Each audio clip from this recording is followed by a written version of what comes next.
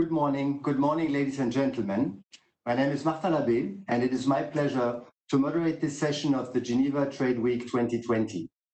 In this session, we will discuss the role of tech hubs in the collaborative efforts required to build resilient innovation ecosystems that will generate innovation in essential sectors such as finance, healthcare, education, agriculture, and energy, to name just a few. We will start with a 60-minute interactive panel discussion, which will be followed by a Q&A session with you, the audience, during which we will discuss a very specific aspect of the topic we're dealing with today.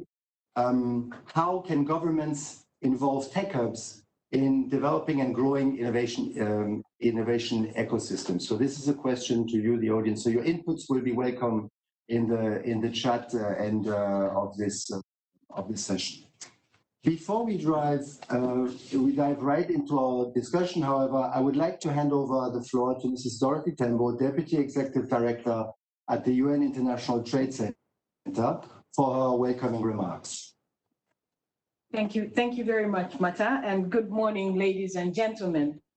I am very pleased to welcome you to this session organized by the International Trade Center within the framework of the Geneva Trade Week 2020. The COVID-19 outbreak and its impact on our lives has shown us how technology and innovation have become major drivers of our future. Video conferencing platforms have replaced hotel rooms. Artificial intelligence-powered B2B matchmaking trade fairs. Etudesk in Cote d'Ivoire made education possible online when schools were shut down.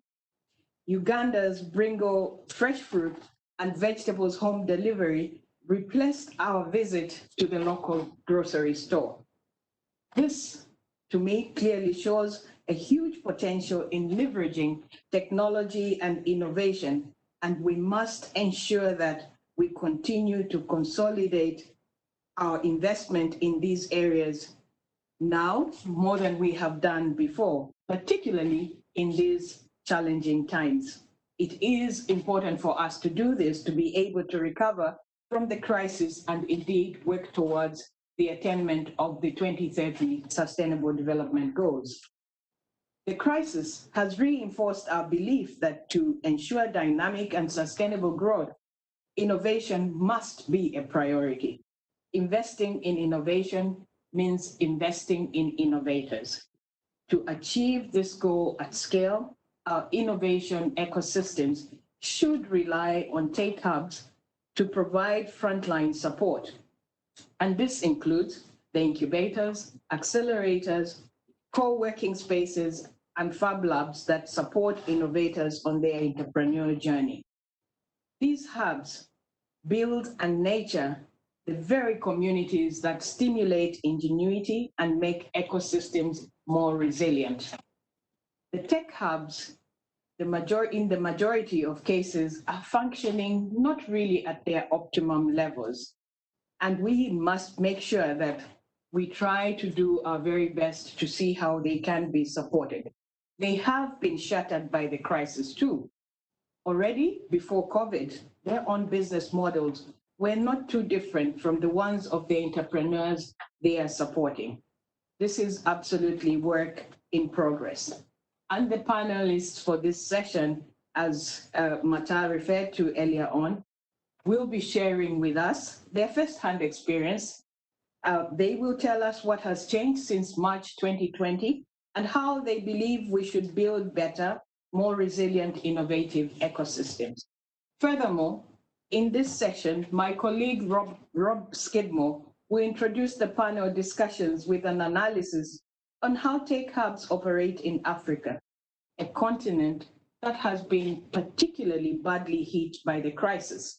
But at the same time, they've picked up this challenge and have come up with many innovations that have seen them come up with many local solutions to address the local issues at a faster pace than we have ever seen before.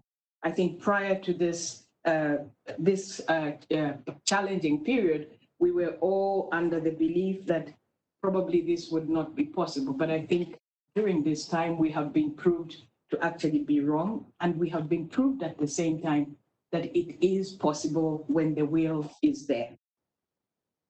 Understanding what Africa has done is very good, but we need to go beyond the African context to broaden our understanding and sharing of information, but also the experience and lessons learned from there.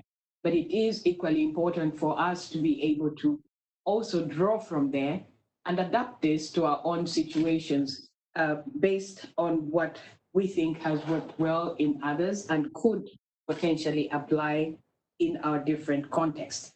We therefore have the pleasure of having our partners from Orange Corners on the panel with chapters in the Middle East and Asia too, as well as distinguished ecosystem builder from South Asia and good friend of ITC. To the policymakers, as you heard before from Mata, we will be asking at the end of the panel discussion how governments can involve existing tech hubs in developing innovation ecosystems. Clear from the work that we are doing in the field that technology companies need public support measures such as those relating to investments, loans, and smart capacity building so that these entrepreneurs can continue to grow and innovate. Post-COVID-19 recovery plans must support innovations and invest in existing and future technology ventures. Strong, resilient tech hubs are definitely relevant platforms to channel this support through. I wanted to conclude by leaving you with some food for thought, which I think you probably would want to include as part of your discussions today. Clearly, the field of digital entrepreneurship has potential of becoming the driver for inclusive and decent work creation. But in order for us to achieve this, there are certain aspects that we as stakeholders need to address or need to take forward as actions. And I just wanted to leave 3 or 4 aspects on the table with you. First is that we need to support disruptive innovation by local tech startups and SMEs that are able to compete on local, regional, and indeed international markets. And as an organization, ITC supports more than 300 companies. We support 300 such tech companies across 10 African economies based on this very objective. The second point I wanted to share with you is that we need to structure acceleration strategies in a few targeted innovative areas that require massive investment for scale, such as Internet of Things, big data, and artificial intelligence. For example, in health, financial inclusion, or indeed transportation. Third point I wanted to leave with you is that we need to simplify as much as possible our support mechanisms for innovation. And here, as an organization, we are leading by example. We are providing increasingly direct support to innovators, whether through connectivity packages and COVID resilient grants through the Netherlands Trust Fund, and indeed through Fast Track Tech. And finally, I wanted to make a special call to our partner governments. And my ask to the governments is to put in place a fiscal and regulatory framework that improves the country's attractiveness for investors and encourages risk-taking. I thank you for your attention and wish you a very successful morning, and we'll be very much looking forward to the conclusions of your deliberations so that we can build on this as we move forward with implementing our activities in the field. Thank you. Thank you very much, Ms. Tembo. Thank you, Dorothy, for these comments and for opening the session. I understand you have a very busy schedule today, so you will not be able to stay with us, but thank you for making the time available to open this session. And so I will now hand over the floor to Rob for the keynote. Rob Skidmore is leading ITC's sector and enterprise competitiveness team, and he has inspired the research process that led to the preparation of ITC's report on tech hubs. This is the report. There's going to be a link at the end of Rob's presentation so that you can see where to download it. It's full of interesting insights that Rob is going to summarize now. Hello, thank you. Excuse me, thank you, Martin. Pleasure to be here at Geneva Trade Week. Great to see friends, Nino Theodore, who I met a few years ago in Senegal, Mongala, who I met yesterday. I think Tayo's off the screen, but she's also with us. So it's great to have you all here. And congratulations also to the folks who've made this happen. I know it's been an enormous effort. My job really is to set the stage, to briefly to give you some of the baseline really of what tech hubs look like in Africa towards the end of 2019 and early 2020. It's based on some research that was done, I think, with most of the folks here online with us. Nino was a big part of it, Tayo and others. And it was really to give us a sense of how they work, what kinds of things they do, and also how financially sustainable they are and what business models can be used. I think it's a good way to frame our discussion today, and I hope it will also bring up some interesting points to be discussed by the panelists. So we'll talk a little bit about entrepreneurship, but I think Dorothy did a good job of that. Then the role of tech hubs in ecosystems, the business models, and here we get to the heart of I think what we're talking about and the pressure that COVID has caused. And then a few recommendations from our side, but many more will come up later in the discussion. So the role of entrepreneurship, the role of startups, I think maybe everybody on the call agrees of the importance of this. This entrepreneurship, these new firms bring a lot of innovation, job creation. They are bringing socioeconomic outcomes. They are spreading education. They're making distance healthcare available. They're reducing the cost of financing through fintech.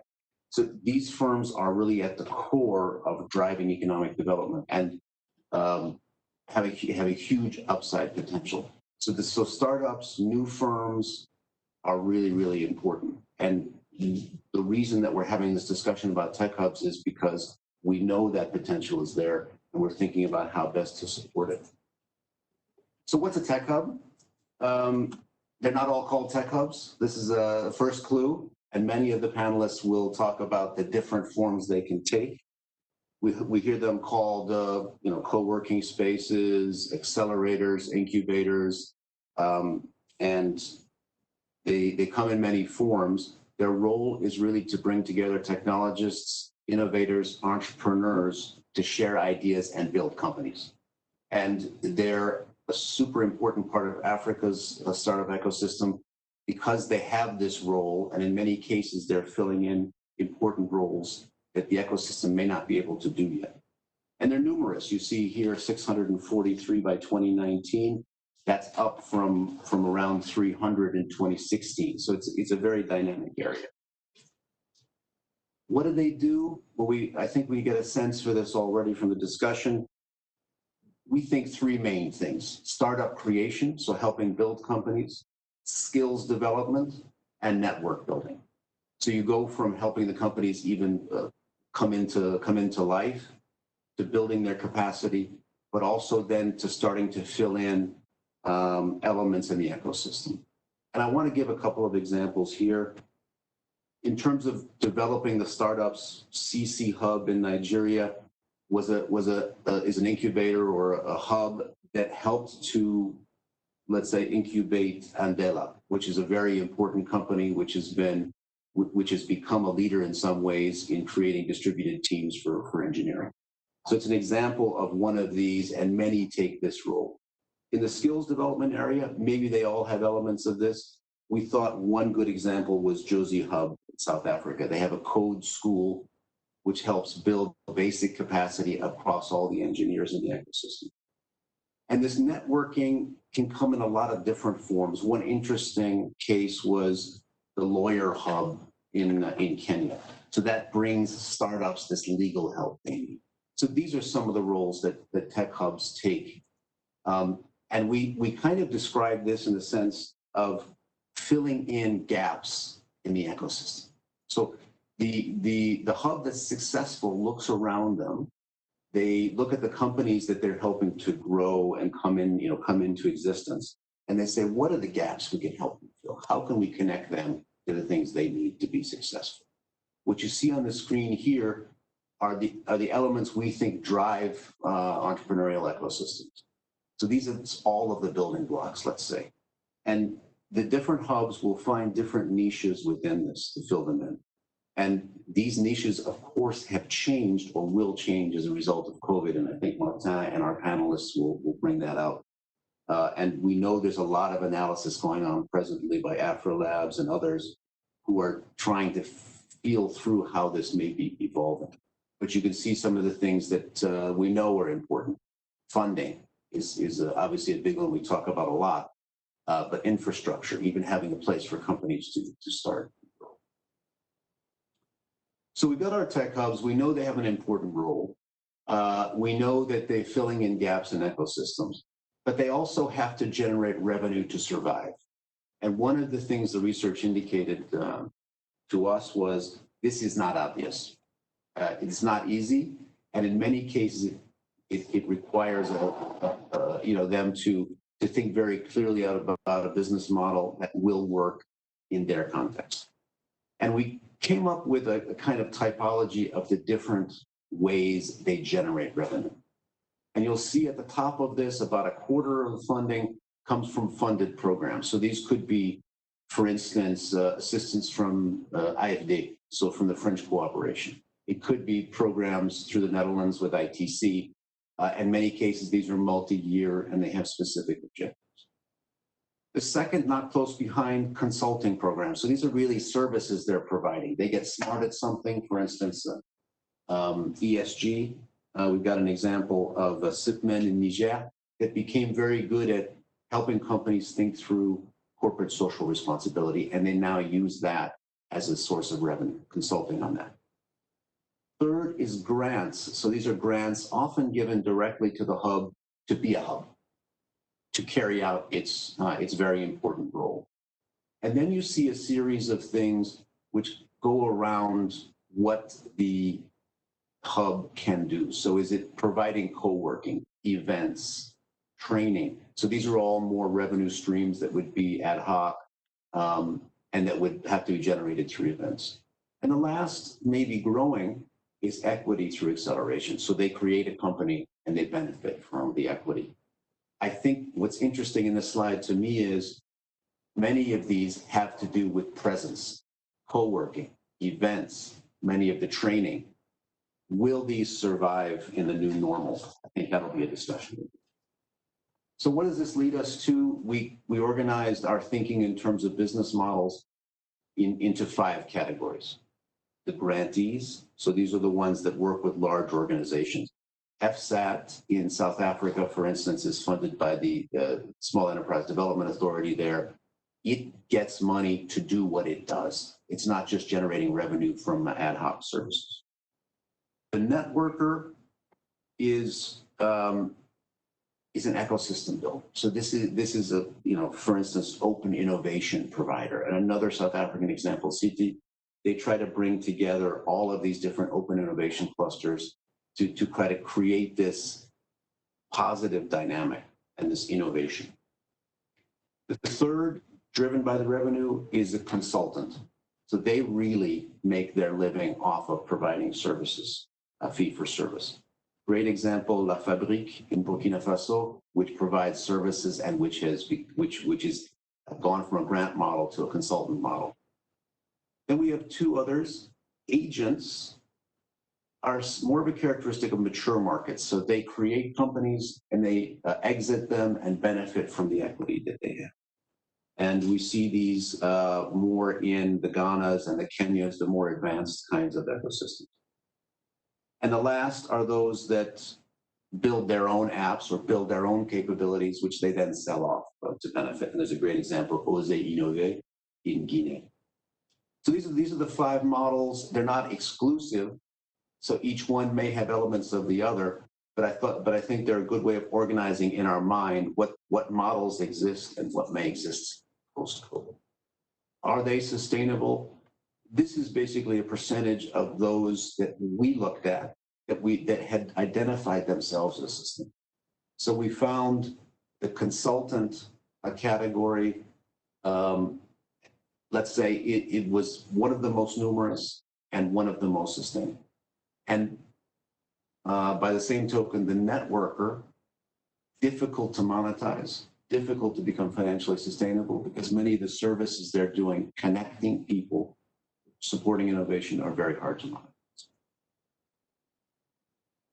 So let me come to the end of the presentation. I think we're coming up to the end of the time that I was allotted. A couple of points that I think will help feed the discussion for a little bit later. On the policymaker side, develop startup policy with input from practitioners. All of the folks on this call should be helping you make your policy decisions in this area. The startups themselves, the experts, the hubs, academia, etc. Second, some of the basic infrastructure, access to phones, internet, mobile money. These are things that the ecosystem, that the environment needs to make available to these companies and tech hubs. And last is to encourage the emergence of the first set of startups. They take a bit more support and a bit more drive. So think about where that more forward positioning can help the environment come along. On the side of support organizations, perhaps like ourselves, play the long game. It's not 1 month, it's not 1 year, it's not 2 years that's going to be required to take this. And we hear about the startup period between 5 and 10 years for a hub, and startups themselves 3 to 5 years. Join forces to achieve shared aims. I think the call represents the way we see we can do that. Bundinov is a great partner. Tayo's been doing a lot of stuff with us. Orange Corners, we're just starting there. Find ways to connect with each other and be flexible on expectations. The one thing we learned from the startup world is you've got to be flexible and take it. So I hope that provides a kind of a baseline for our discussion. Marta, let me hand it back to you. I think you wanted to introduce our, sorry. Yeah. First of all, as we always say, plug your stuff. Please come, click, come see the results of the research. We think it's really useful. It is a baseline, and we'll see in 2020 what we come with, or 2021 what we come with post-COVID, new normal. Absolutely. So thank you, Rob. Thank you very much. Indeed, this is a very interesting piece of research. I encourage you to download it. There is really a lot of interesting insights on specific hubs, case studies. We also have negative stories to share there, so what not to do, which I think is very interesting, and it took Tayo a lot of time to find those, so thank you. Because of course no one wants to share the bad stories, but I think you can really learn a lot from those case studies if you are managing a hub. So now over to the panel, and I'd like to introduce Zuena first. Zuena Farah live out of Dar es Salaam in Tanzania.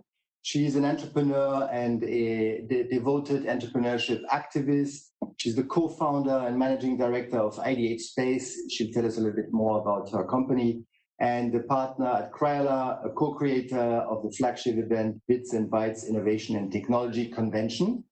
Ninon Duval-Faré, joining us out of Paris in France, is the managing director of Bundinov since 2011. And she's spearheaded Bundinov's operations focused on the Global South. She initiated more than 30 innovation projects to this date and to support African entrepreneurial ecosystems, including the very famous Afrikinov program. Afrikinov is now based in Dakar, became sustainable, so to say, so it's a good practice example, and just released a very interesting study on the impact of COVID-19 on hubs. So I encourage you to download that study. Theodore Kloevers, live out of Rotterdam in the Netherlands, is the program manager of Orange Corners in Africa and Middle East for the Ministry of Foreign Affairs of the Netherlands. For the last 5 years, Theodore has been engaging with entrepreneurial ecosystems across the MENA region. And interesting model here is the focus on working with the private sector, corporations, universities, and the Dutch embassy network. So it's a very interesting model. And so I look forward to hearing from Theodore about the sustainability of this approach also, because that is really the challenge for many of our tech hubs. And then our true hero today, Tayo Akinyemi, who is joining us out of Chicago, USA. It's 2 a.m, so thank you, Tayo, for this. So for staying awake or getting up early, I don't know. You have been the first director of AfriLabs. When AfriLabs got launched, you were the first one leading this initiative, and we see how far it has gone. It's the largest network of hubs in Africa right now. And you have also worked for InfoDev, one of the pioneering projects funded by the World Bank, dealing with digital for development.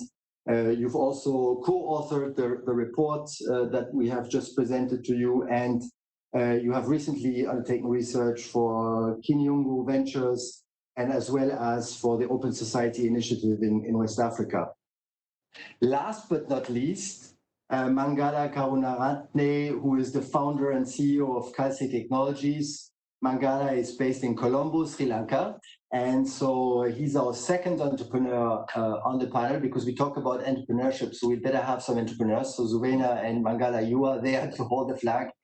And you have not only launched this company, Kalsi Technologies, that is delivering digital products engineering to overseas clients, but you are also a director at Trace, a fantastic facility I had the opportunity to visit in Colombo, which is former railways, warehouses converted into a huge space, fascinating, really interesting mix of very early stage companies and very advanced companies like yours and others. So a beautiful place. I recommend anyone interested in building infrastructure to visit, at least online. There's lots of content there that you can see. And Mangala is also the ambassador for SeedStars.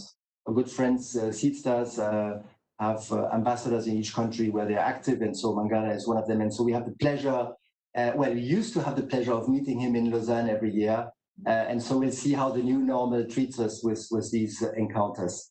So let's start with our first question. COVID-19 has been, of course, a formidable digitization booster, yes, but it has also been a global tsunami-like disruptor, and this has affected the tech hubs we're talking about. So I'd like to first start with looking at the challenges the tech hubs have been encountering since March, and how tech hub managers have tried to address these challenges. So maybe Theodore, so we start with a high-level view on the situation. You have operations across the entire MENA region. Maybe you can start giving us a sense of what has happened across your network. Yeah, thank you very much. Thank you very much for having me here. And Rob, thank you very much for making this introduction. I think this is very important to start with. What is it? Because majority of them, I like to call as well glorified Wi-Fi spaces. And if they have Wi-Fi, we must be lucky. Then yes. Talking from a high level perspective, I mean, I've been traveling in 40 plus countries in Africa, understanding the ecosystems, being daily in connection with them, traveling every month to a different country to really understand what's going on. There's a distinction that we need to make between what an ecosystem needs and what an entrepreneur needs. I've written down certain points. I mean, we've all seen the statistics.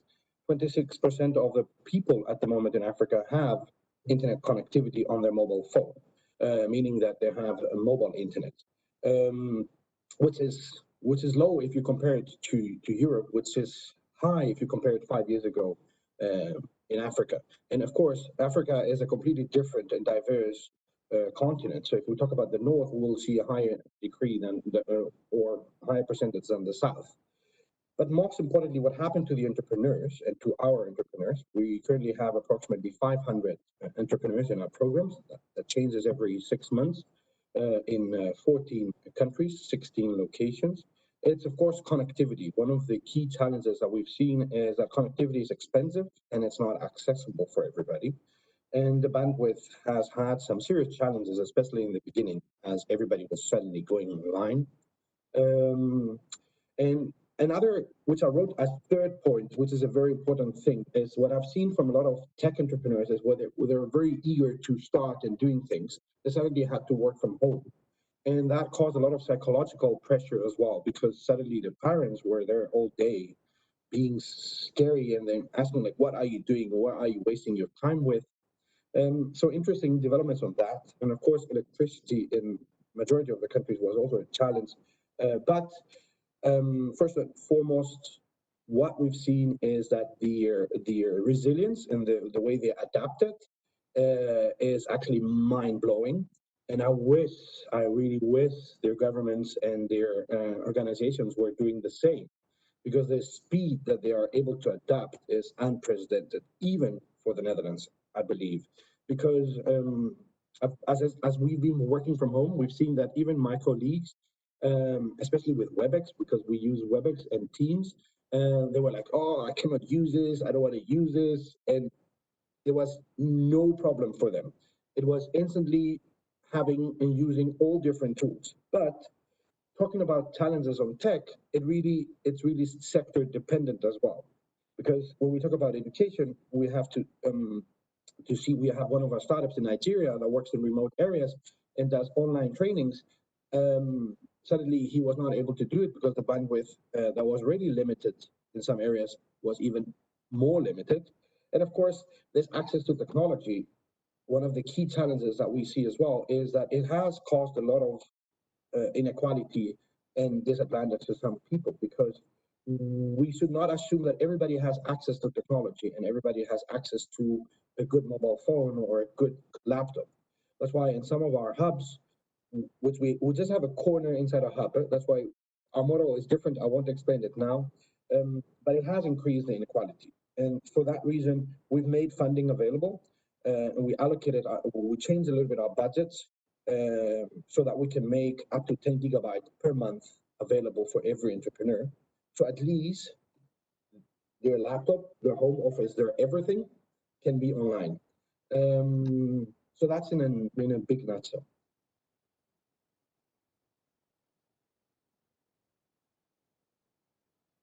So glorified Wi-Fi hotspots, that's very tough. Is that how you see the orange corners? Well, certainly not. I've been in as I said 40 plus countries.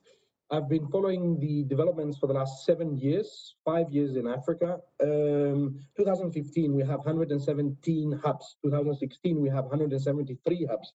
2017, we have 314 hubs. 2018, we have 440 hubs. 2019, 618 hubs.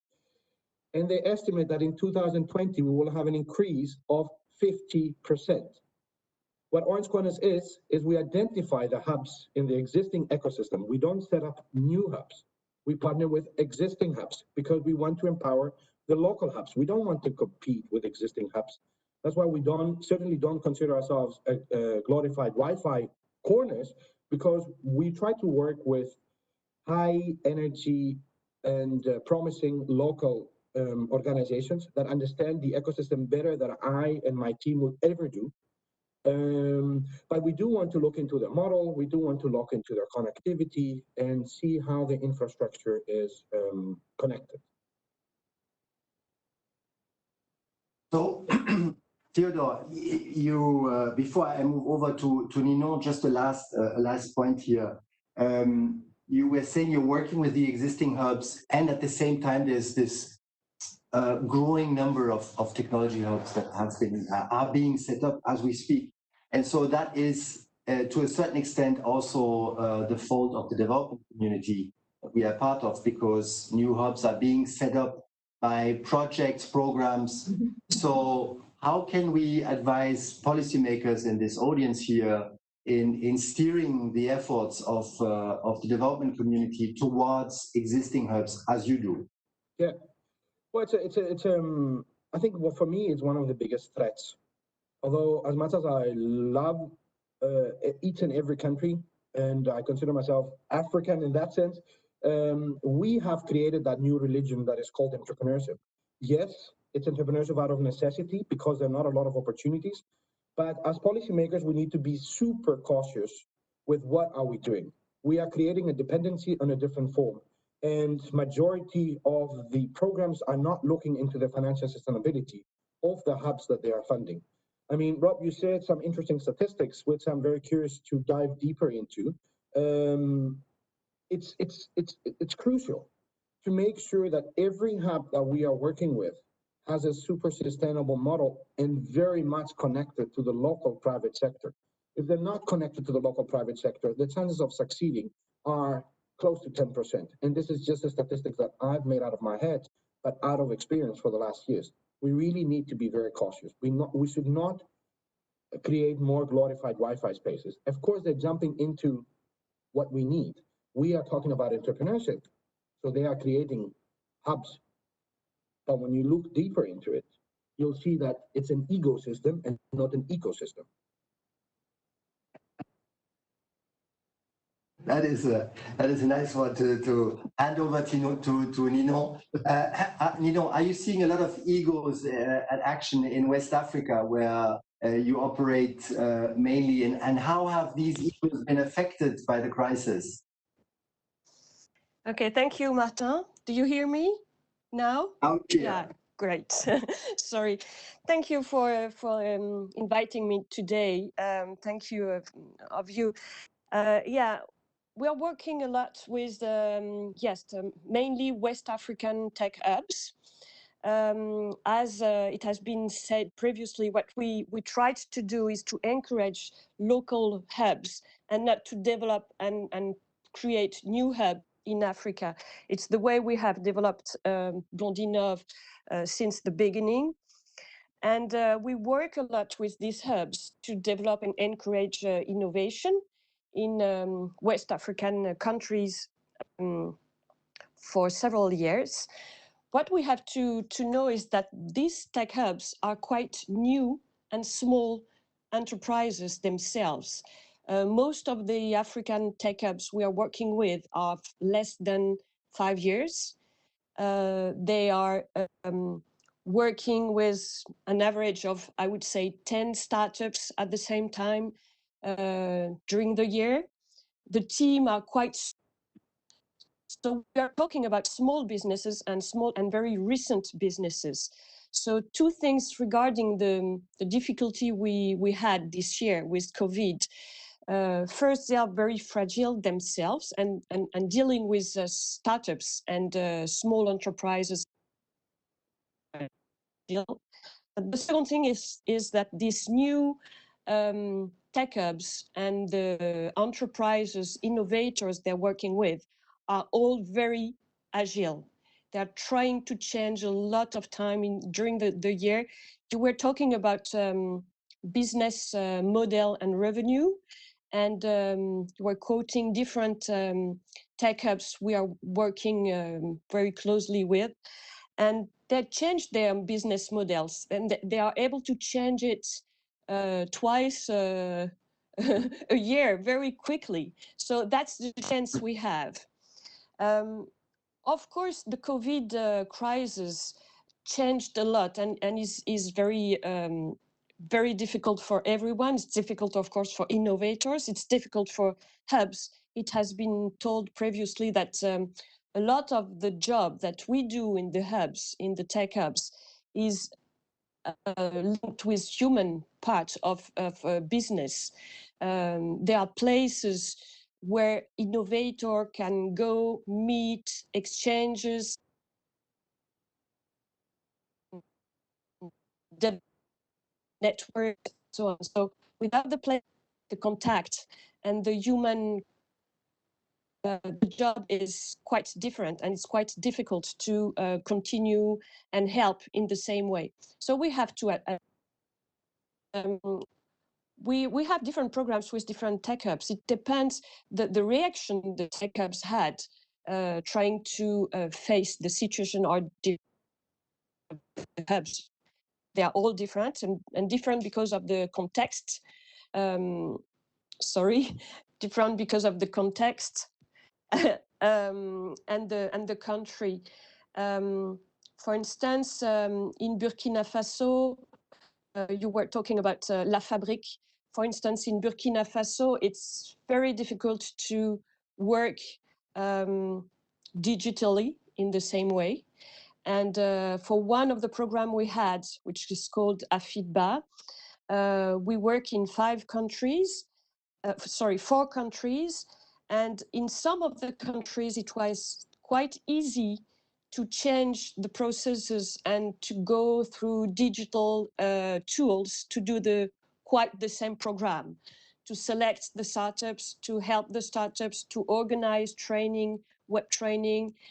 It could be done in Morocco, let's say, in Ghana, but in Burkina Faso, it was more difficult because networks and the infrastructure is not good enough to do that. So, but in Burkina Faso, the crisis was not too much, and they were able to continue to do the job within the offices most of the time.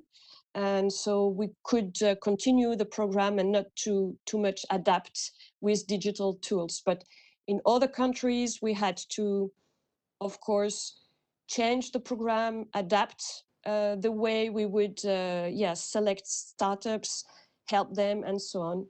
And so we had to change all the program and all the way we do. That's good in a way, because it's to change the way we work and to go through digitalizations oblige us to reinforce, I would say, the standardization of, to develop contents that could be reused, because they are developed for digital support to be able to be reused by startups and so on. So this digital is all tried to do in the different tech hubs. And for those as us, which are operating with tech hubs, we all had to adapt and go through this. That's a good point. We learned a lot. Yeah. I will have to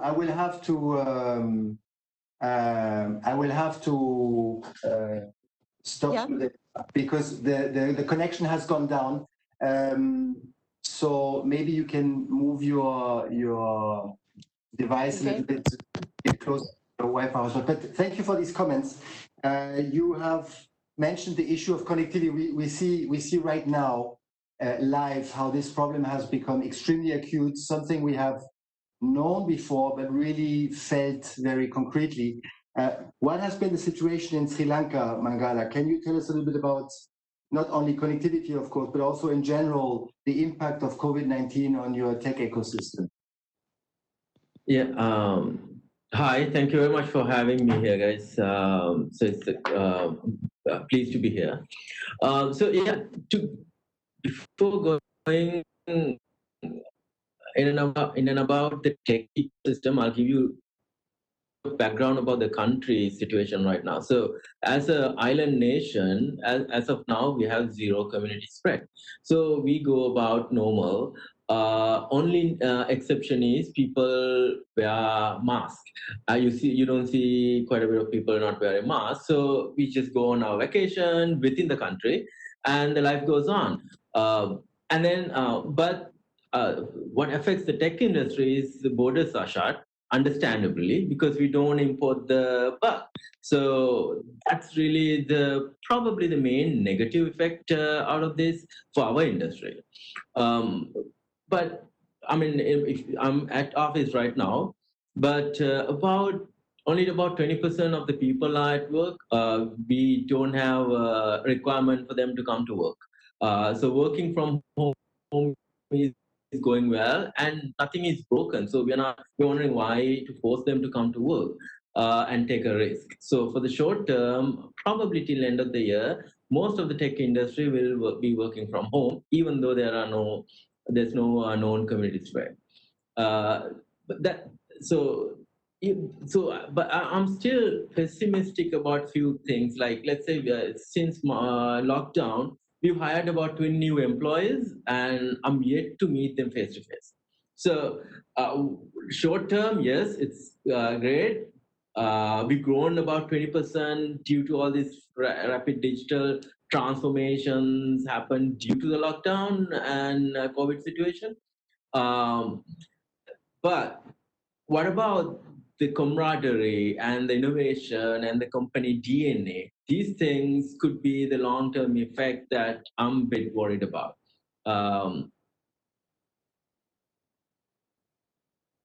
That's a company that's found. And then if I speak about a co-working space that I serve on the board, it's called Hatch. So they have about 500 members. They just immediately lost 45% of their membership. 238% are gone. So that's a huge loss for them. So they did various things like they negotiated with the lease line provider, telco provider, got that bandwidth converted into mobile data.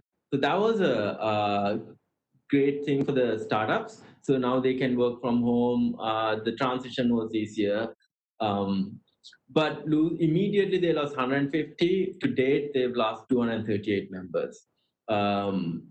Now they're trying to come back out of it. And with flex working, they launch a flex working structure for the startups, so they don't have to again come full time and work from homes, as well as get the benefits of the ecosystem that they're building. But they were supposed to also launch a couple of accelerators in February, March. They went all virtual. So that's where the really positive things happen. So some of these accelerators and events they were doing, they managed to get quite a bit of world-class international speakers into these events, because now they're available and they didn't have to fly. It's all virtual. So they got like really good unicorn level founders speaking at these events. So that was like a huge growth, and then they're continuing it. They had like 40,000 impressions on some of those events. And all mentoring and virtual. So struggling. Oh, this landlord still demands the rent. It's a huge facility, so the struggle is real. But we are hopeful. This is encouraging. You finished on a positive note, and that's a good way to move on to the next question, which is about the opportunities. So here, Zuena, your company, Ideate Space, is offering a software solution to entrepreneurship service providers. Can you tell us a little bit more about how your business has benefited from the crisis? And also, in general, in Tanzania, what positive outcomes have you seen resulting from the situation? Yes, absolutely. Hi, everyone. Thanks for having me here. So like Martin had more or less highlighted in terms of what Ideate Space is, it's a virtual hub, or initially that's what it started as, a virtual hub where we would accommodate entrepreneurs and kind of host programs on by ourselves. And so we would have in-house accelerators or in-house pitch competitions and run those virtually. And basically how we came about Ideate Space was in 2017, we went around all hubs, formal and informal hubs in Tanzania, to kind of just get a grasp about what exactly are the main or core issues in terms of the hubs and the startups. Most of the times you would hear about Kenya, Kigali, Rwanda, and startups across East Africa getting funding, but startups in Tanzania back in 2017, you'd hardly hear any news on them. So we discovered that most of them, it was about resources, and these resources was mostly mentorship, and for two reasons. One is that hubs in upcountry, it was very expensive for them to commute their startups to big cities like Arusha or Dar es Salaam, and for them to be able to attend events. And that's how we came about with Ideate Space, meaning running virtual events and having them connect with mentors or anyone we can connect them with, like institutions such as financial sector deepening trust. And the focus then was more on fintechs because that was the hype, but eventually we kind of broadened into other tech startups like edutech, health tech, and so forth. Fast forward to 2019, we then figured out that the problem was really not the mentorship or the resources, availability of resources, but rather financial sustainability of the hubs themselves. So you would figure that it was very expensive for the startups to be a part of hubs that was struggling to find grants and funding to run their hubs. And most of the hubs in Tanzania were operated based on funding.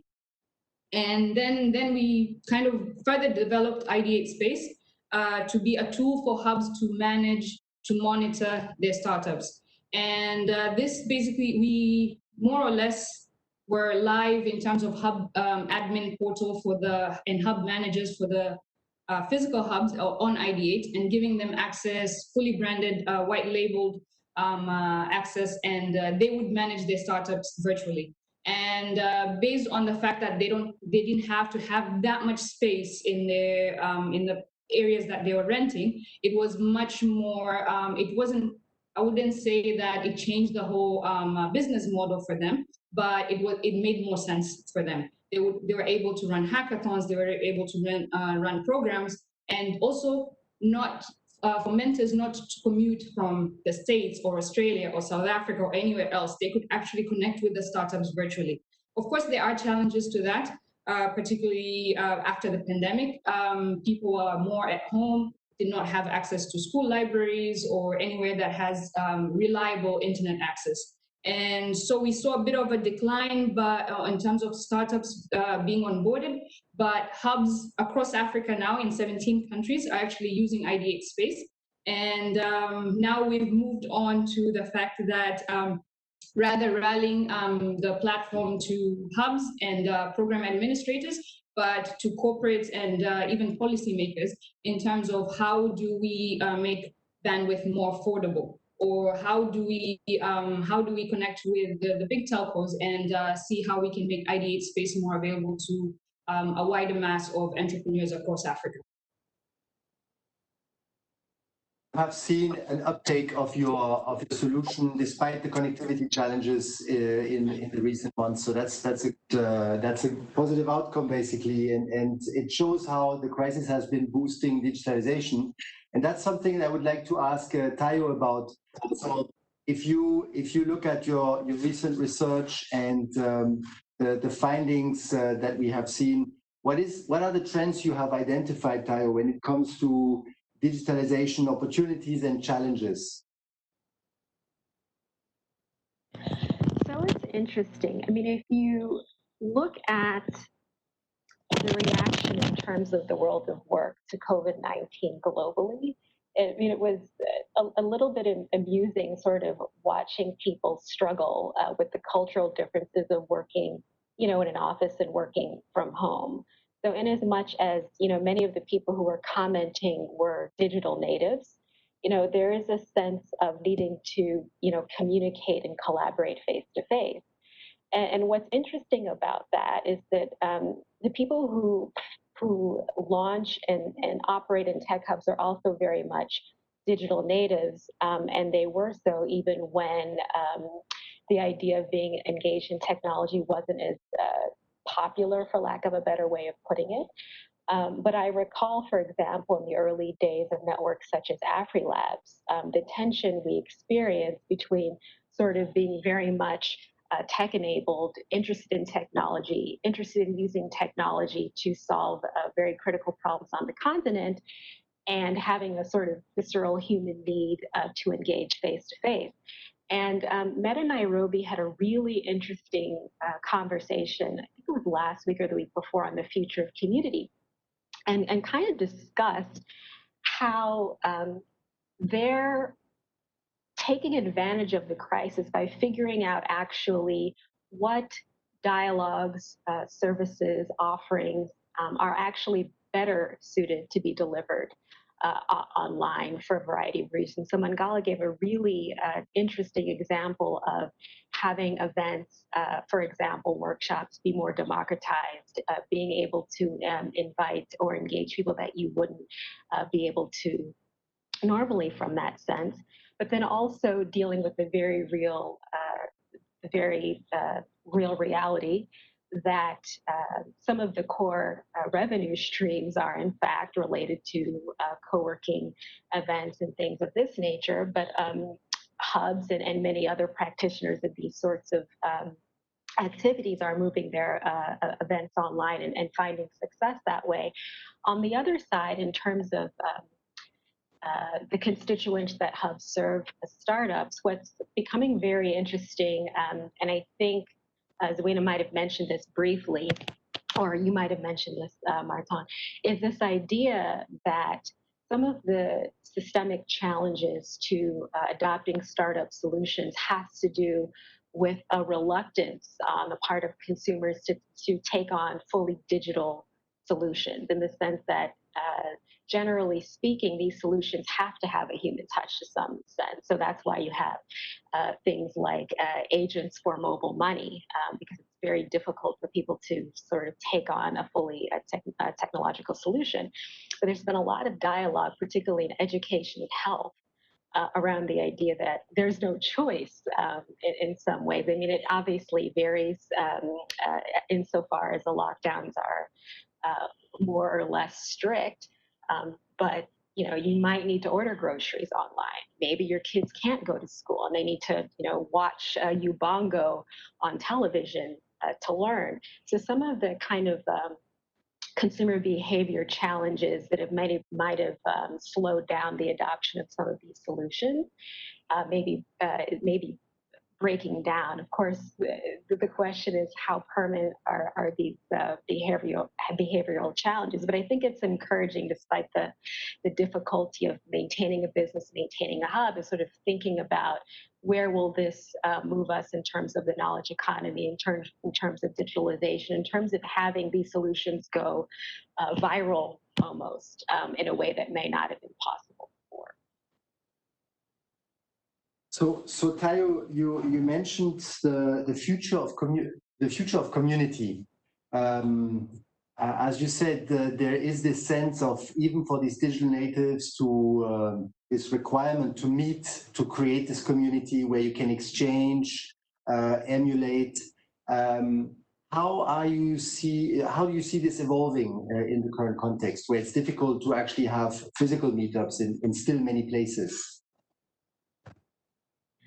So in my experience, this calls for the distillation of purpose, and really understanding what you're meeting and what your common challenges and common goals are, and what the incentives are that drive people to meet. There's a way in which sometimes, if you're working with people or you're engaged with people who are at least superficially like-minded, you just sort of move forward with the program, with the meeting, assuming that you're all on the same page. You understand that you're working toward the same goal. And in person, I think that, it provides a little bit of a margin for figuring that out.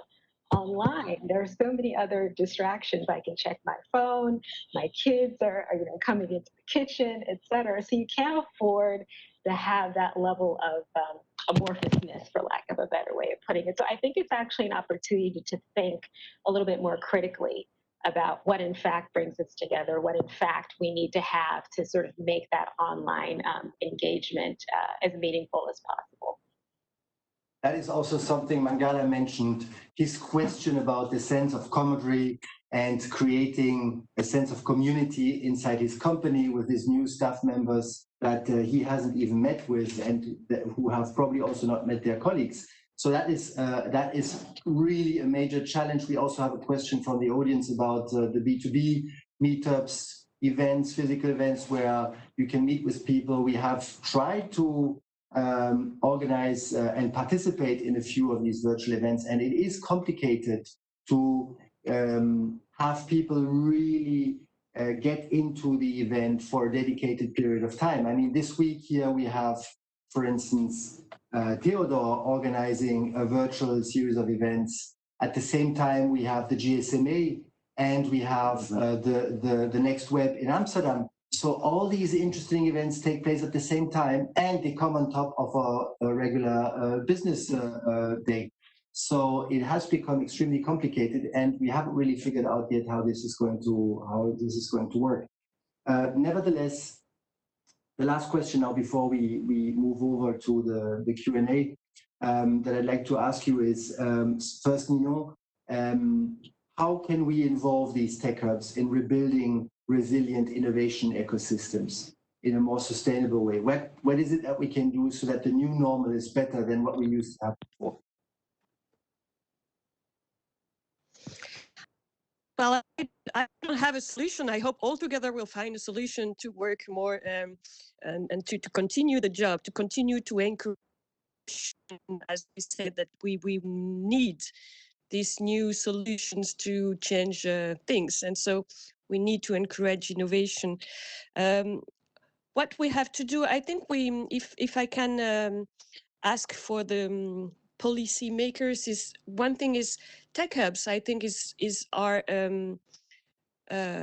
fragile structures, animals, but we really need to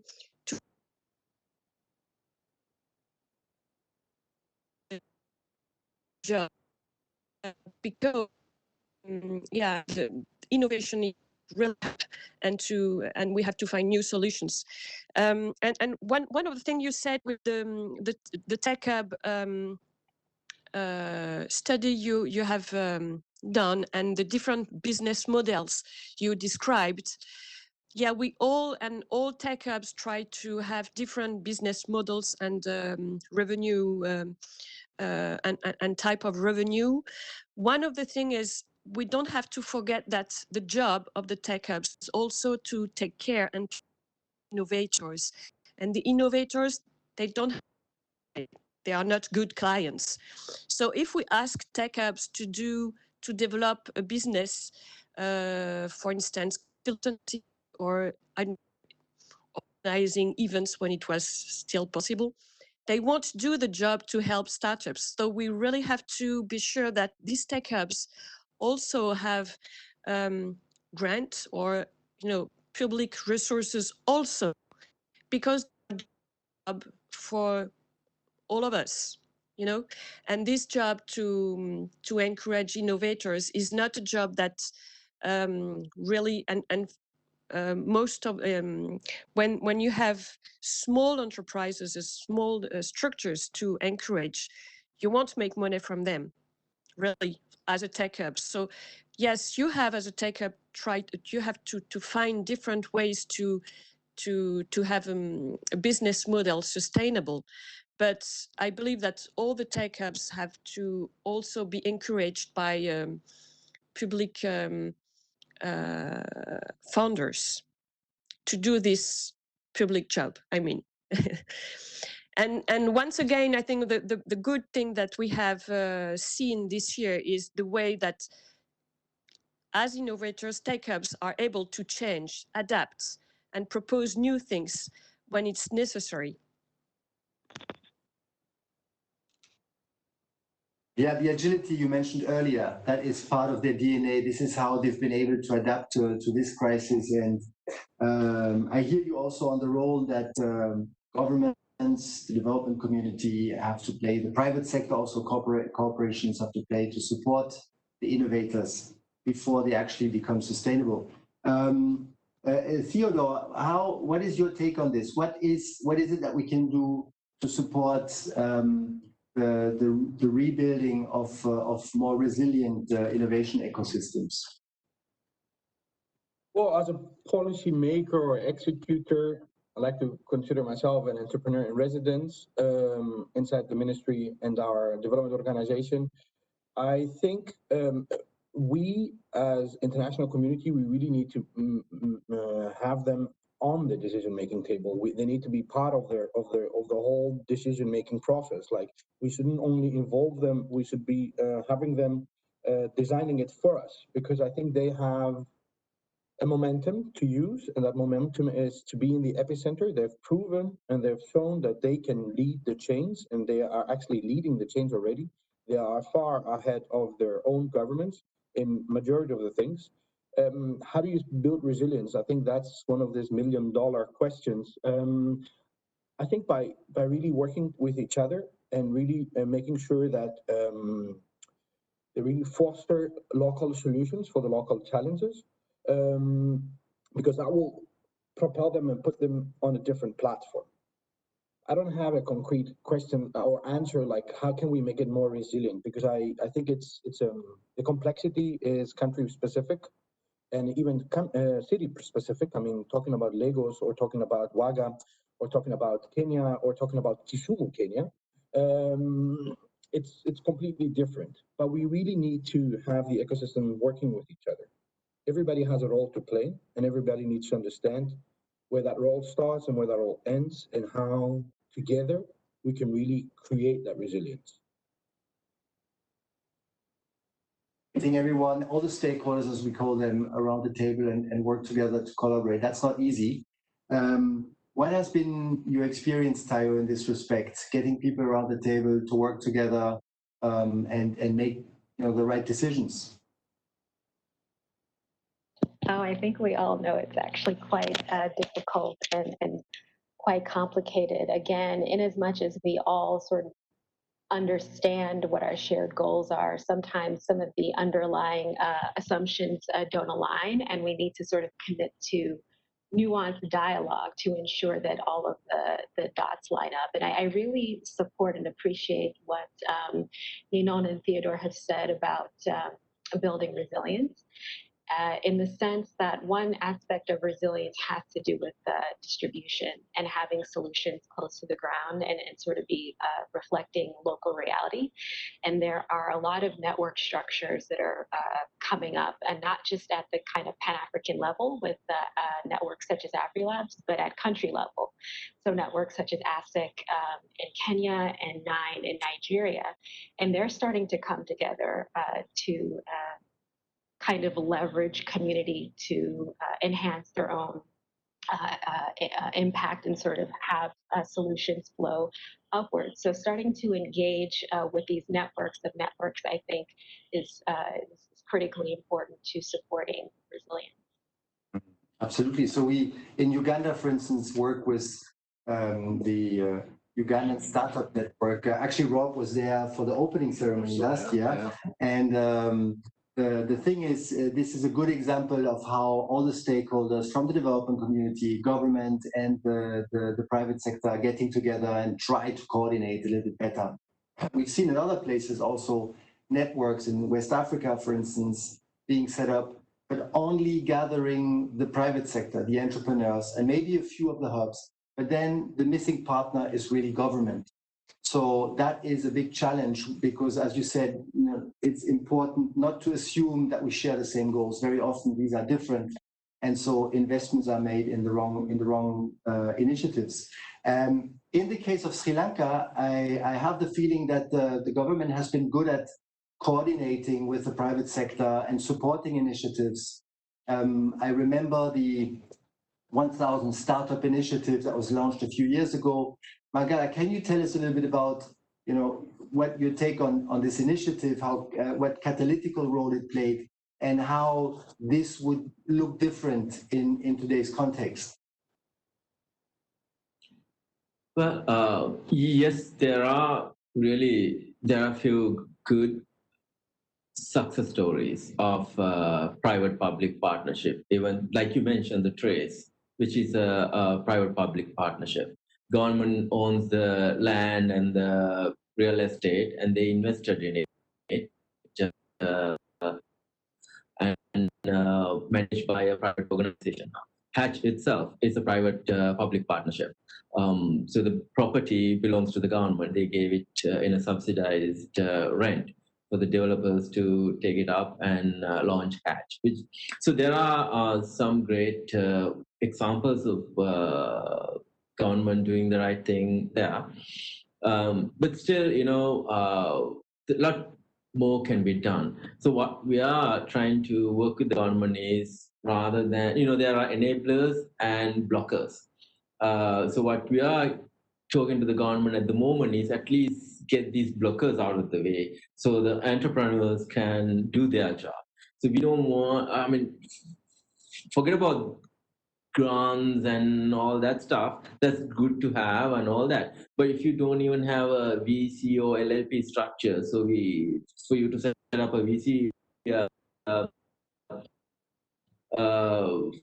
if there's so much red tape, or if you're not allowed to issue set equity to a foreign founder from London that you want to work with, these are blockers that blocking building a ecosystem or hub that reaches global markets. So, and then the things like archaic labor laws, complicated taxes. There's so much that I can go on and on, but those are still. I mean, we are pitching to the government to get these blockers out of the way, and then hopefully the phase two may be the getting the enablers in. So the government wants to help our industry. We know that it's one of the key industries that, as a country, Sri Lanka is looking to leapfrog with, the on top of tourism. That's really, really completely struggling right now. So we are the only industry that hasn't been heard. So there's no question about the government wanting to help, but it's just how fast they can do things. That can they do it as fast as we want? I mean, we want to see results now, not in years' time. We would like to, that's where the frustration is. It takes time for the government to move, and that hasn't. I'm not gonna lie to you guys. It's not happening as fast as we want, but we're hopeful. We're hopeful. The speed of government. It's not an unusual challenge, indeed. How is the situation in Tanzania? Serena, we'd like to hear from you a little bit about the enablers and blockers on the side of government. Yes, I think I would be more or less repeating what everyone has said. The situation is quite similar. But I would also want to point out something that I've seen over the last 3 years in Tanzania. We've seen development partners and also institutions working specifically with Bank of Tanzania around fiscal policies, but also the regulatory framework. And over the last 3 years, we've seen heavy involvement of fintechs in policy reviewing and how they, as Bank of Tanzania, could work with them. And this is more or less the work of Gates Foundation, but also other development partners that work with them. And I personally think that if we do use the same model in different sectors, whether it's with the health ministry or other education ministry, and kind of involve startups, but also tech hubs and people in the ecosystem in making these policies or informing the policies, then things would change. It's a step forward. It is difficult. There are a lot of blockers and red tapes, but it's a step forward. The other thing I would like to say as well is the Human Development Innovation Fund, HDIF, which is part of the DFID and Palladium Group.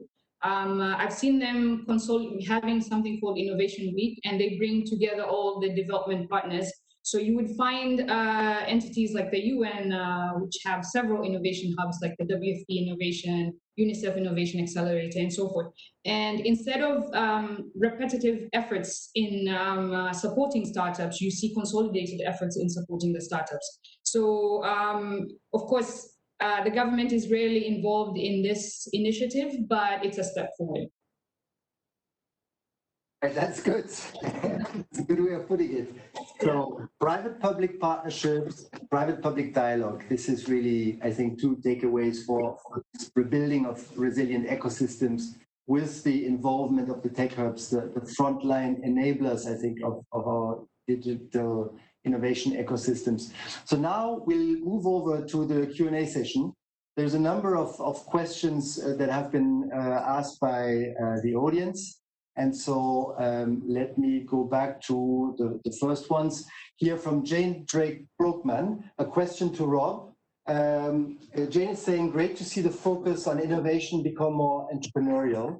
To what extent are the tech startups in these African tech hubs digital, or at least digital first, in terms of their mode of service supply?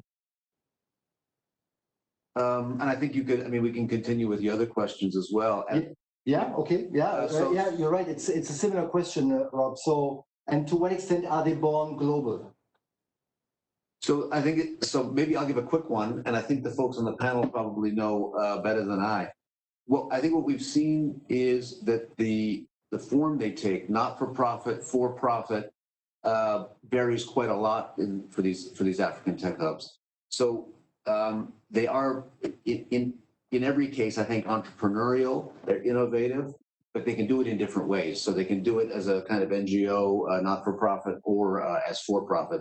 But we see this agility in all these different models. When it comes to their digital or digital first, I think we heard from Nino on that and others.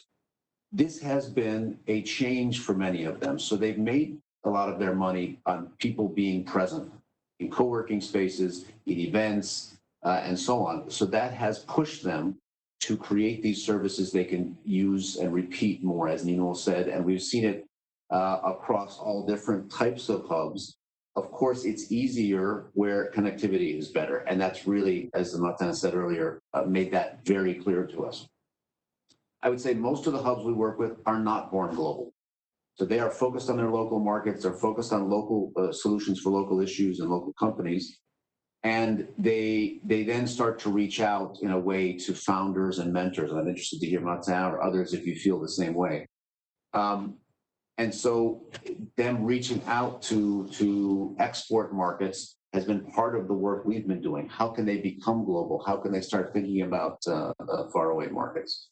And part of that, Jane, your last question about how do they monetize international events, maybe I'll leave that open. I think it's open. We see now digital B2B, Martin has mentioned, they're going great, but are they generating revenue and are they generating results? I think the jury is still out on how that's going to happen.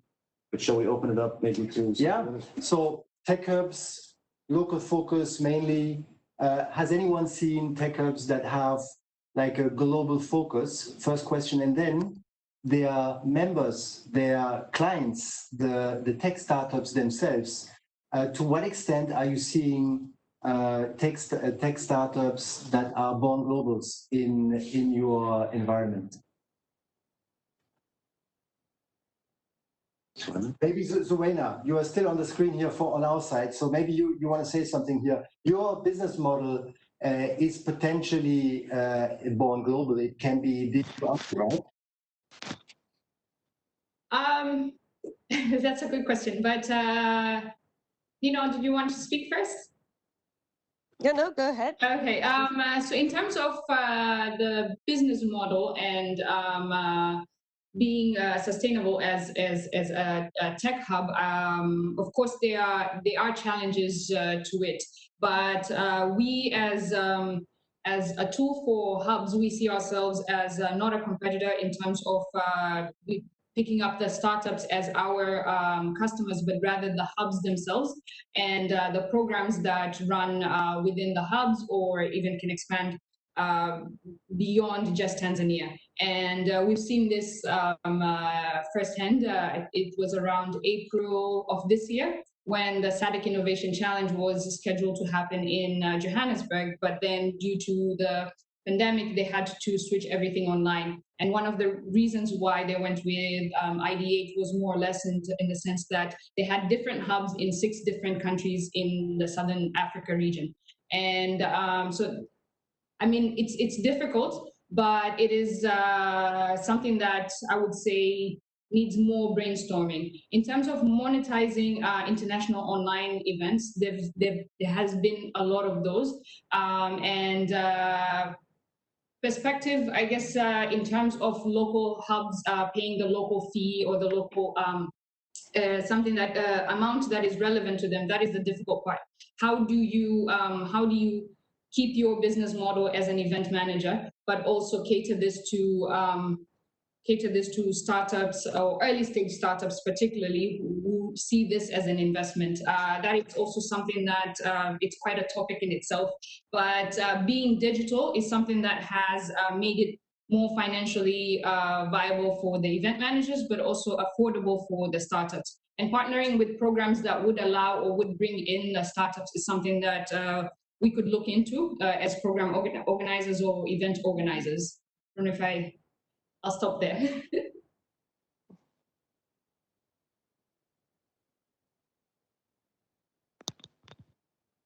No, you want to say something on this? Yeah, sorry. Yeah, I think that being digital from the beginning is a huge advantage today, of course. And we've seen that of course, everywhere around the world, it's an advantage. I think we all have to encourage or to change to digital tools as we can, as the most we can. Everything can't be digitalized as well, neither. So we also have to think that some part of the business we do, some part of the innovation, let's say trying to find a solution for the COVID, is not a question of digitalization. It's worldwide, it's global, but it's health, and it's not a possibility to digitalize everything and in every sector. So first, yeah, we have to move and be more agile and go through digital tools and services when it's possible and the best we can. But it's not everything that can be done in that way. And we have to think that huge part of the innovation is still not digitalizing. Well, it's not possible to do everything. And also, I would say also that we know that, yeah, business is business, but human connections, once again, is something huge. And so, yes, we have to do that. We have to change the way we do, but we also have to be careful because we have to keep in mind that, well, innovation and people cannot be all digitalized. So we have to, well, find solutions. I don't have the solutions. So if I had the solutions, I would say, but we have to keep that also to be, it's something very important also, and to take care of. Yeah. Thank you. Yeah. So, there's this quote from Twitter. I don't remember who said that, but everyone you admire is still figuring out. So I think that's the situation we are in. Yeah. It's totally new, uncharted territory. So we're trying to figure it out. And here there's a question actually from Anna Ekeledo. Anna, I think, is part of AfriLabs. And so she is asking Tayo if she could share some advice on for tech hubs looking to run their incubation programs virtually or at least in a blended fashion. And then she's also asking you if you've done some research since the IC report reflecting the changes in business models during the pandemic. Hi, Anna. It's great that you're on the session. We're really happy to have you here. So I would say, maybe is it from a strategic or philosophical perspective, as challenging as these times are for hubs that have largely, or to some extent, largely in-person revenue streams, I think there is a huge opportunity to make maybe impact that has historically seen dotted line diffuse from the activities to the measurable impact more concrete, in the sense that, as many people have pointed out in this discussion, a lot of what hubs provide are public goods. So they help people become more digitally literate. They offer training, they support entrepreneurs. All of that activity is very difficult to monetize because it's very difficult to say, I contributed X percentage of this impact to said beneficiary. But in times of crisis, like COVID-19, we see the challenge of systems that aren't working. And so the provision of public goods and the ability to do so concretely in a locally relevant fashion is so much more, the value of that is so much more evident and obvious. And you can see it. I mean, hubs aren't waiting, as we advise to participate in policy, to offer their policy insight or to come up with solutions. I mean, AfriLabs, Anna can talk about this more effectively than I can, but AfriLabs has been mapping interventions. They're releasing a report in a couple of weeks around what the opportunities are and the challenges from the innovator's perspective in managing COVID-19 across a variety of themes. An initiative called I for Policy has launched almost like a campaign around not avoiding spreading COVID-19. So the point is that it's become much more apparent how concrete the value of hubs are. And so it's about honing in on that. And despite not being able to offer the dialogue physically, you have a much wider audience. You have a sort of like a burning platform for your insight and knowledge. And as a related aside, many hubs have been for some time moving into innovation consulting as a revenue stream. So it's a wonderful time to say, hey, if you were looking for that locally grounded insight, access to community, if you didn't understand the business case before, you surely should understand it now. Theo, you also want to say something on this topic, please. Yes, what we did on the very first weeks of the lockdown, when the lockdown started in the Netherlands, we could see it coming in various African countries as well. So we had a community of practice and from the different countries, and we discussed about digital tools on how and what kind of digital tools are they going to be using to really engage, because the engagement will go down as more events happen online. People are also becoming a little bit screen sick or tired. But simultaneously, what we also saw is that mentorship was a very important one for the entrepreneurs. So what we said is we gave them different tools from our partners in Nigeria and in Mozambique that have had a very good track record in engaging different mentors from the city, the country, and the region to help individual startups propel during these times. And we've seen that this has helped really a lot because it has given individual startups the attention they needed and just the time to ventilate challenges that we're facing, that before they could just have a discussion on that. And I agree with everybody that what everybody has said in the past. We currently work together with I for Policy. We have funded a big part of the program in DRC now. And we are also working with the Tanzanian Startup Association, where we are, our embassy is looking into, they've signed a memorandum of this, or they're going to sign a memorandum of understanding to just see how we could help create such a startups act, because we believe that apart from Orange Corners, because Orange Corners is a program, we really want to engage in that discussion, and we really want to make sure, and I can see you already being very interested in that, we really want to make sure that on a government level, we really need to bring the hubs closer to the government, and our embassies can be brokers on that, and that's what we're trying to do. And I know that Anna was a little bit offended. I didn't really get her comment with glorified Wi-Fi spaces. I'm not saying it to blame or to say anything bad about any of the hubs. I'm really, really happy with all the efforts, energy, and frustration that they're putting into it.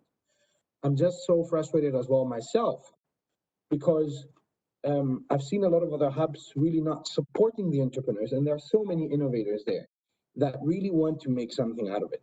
And that's where my frustration comes from, to name them that way. Yeah, and also, as you said, this is just a few of them, and most of the hubs do a great job. I'm thinking of CK at the Innovation Village, for instance, in Kampala, and I see all his energy, what he's doing for the community. There are many CKs in Africa, in Asia, and elsewhere. So we'll close with this.